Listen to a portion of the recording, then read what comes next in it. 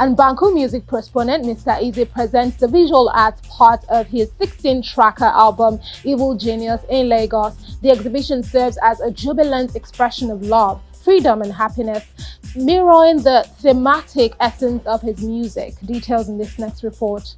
Hello, sir. Hey, how you doing? Thanks for having us. After already making stops in Ghana and London, raving musician Mr. Eazi's Evil Genius exhibition finally birthed in Lagos, southwest Nigeria.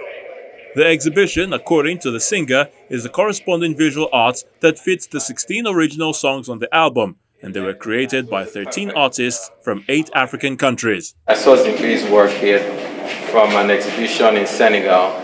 My lawyer sent his work to me, and I was like, I want to work with this artist. And I didn't know he was in the same Cotonou where I was recording the album.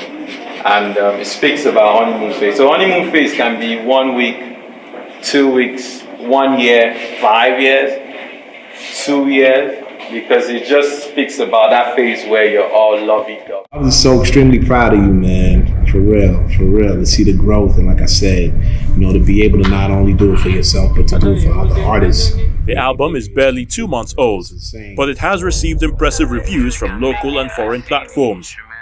With this Evil Genius project, Eazi hopes to marry lovers of music and art to inspire a new hybrid of creatives.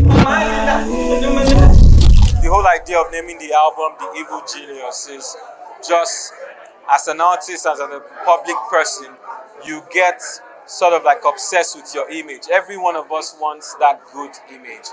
And we focus so much on the image that we lose focus of our character. So it's possible for you to have a very clean image, but your character is disgusting.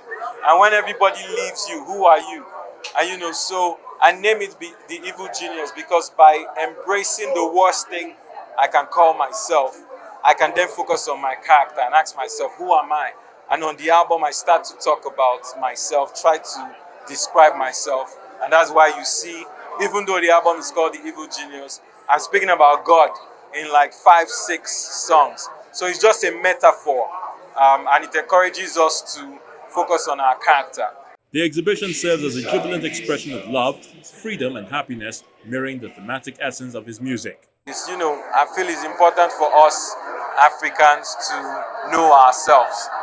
And our culture is trapped in art. Our culture is trapped in our stories. Our culture is trapped in our music. Our culture is trapped in our art.